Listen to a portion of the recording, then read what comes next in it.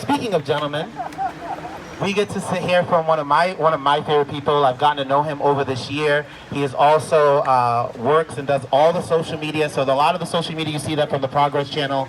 This person does a lot of that alongside of Trish. Where did she go? She went somewhere.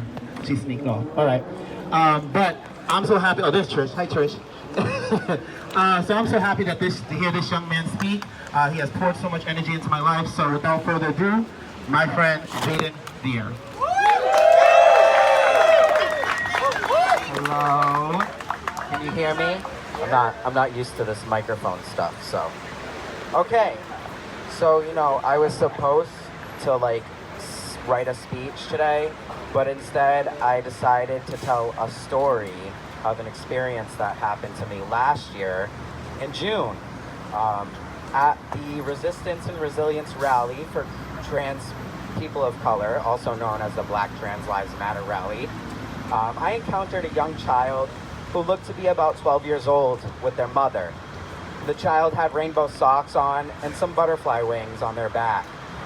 It was clear that they were extremely excited to be going to what they thought was going to be their first Pride Parade. Their mother was dressed in a white mini skirt, high enough so that I could see her butt cheeks hanging out, an an American flag cowboy hat, and dark sunglasses. The mother approached me and asked if the location where we were was the Pride Parade. I explained to her that this was the Trans Black Lives Matter rally and that there was not going to be a Pride Parade this year because of the pandemic. The mother was distraught. She said, "Oh, what the hell? I got all dressed up for nothing." And I continued to tell her that she was more than welcome to stay and march with us. Her child began to beg, to say, pleading, turning to tell me, "I saw what happened to George Floyd. I agree, the police brutality needs to stop." And the child then turned and looked at their mother and said, "Mom, we should go. You need to change. You're not dressed appropriately for this." The mother replied and looked at me saying, "Well, this is what Pride's all about. Ask him. He'll tell you what it's about."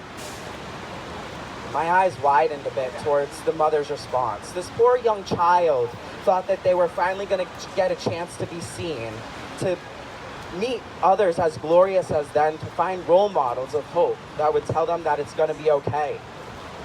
I replied to the child's mother, "I disagree. That's not what Pride is about. You should look up the history of Stonewall. Pride started as a riot.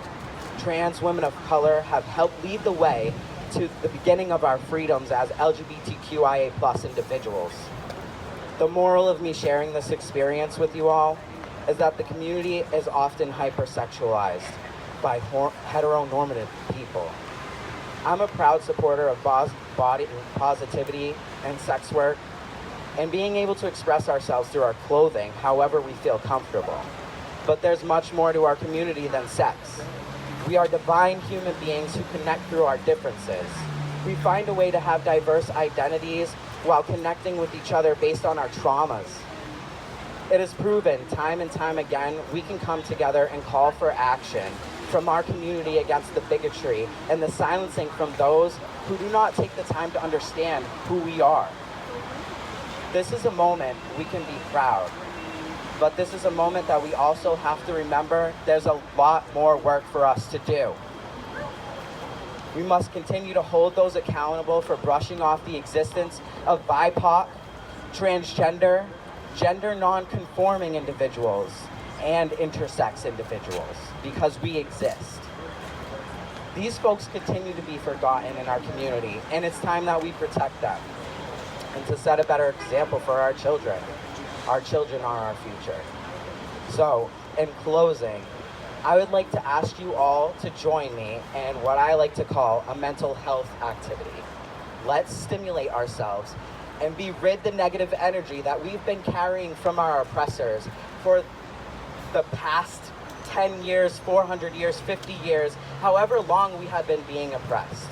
Let's take a moment for at least 8 seconds after I count to 3. Scream as loud as you can. Okay, are we ready? Can you do that? I need your energy. I need you to get rid of that negative energy. Can we do that? Are we here? Okay. So are we ready? Say whatever you want to say. 1, 2, 3.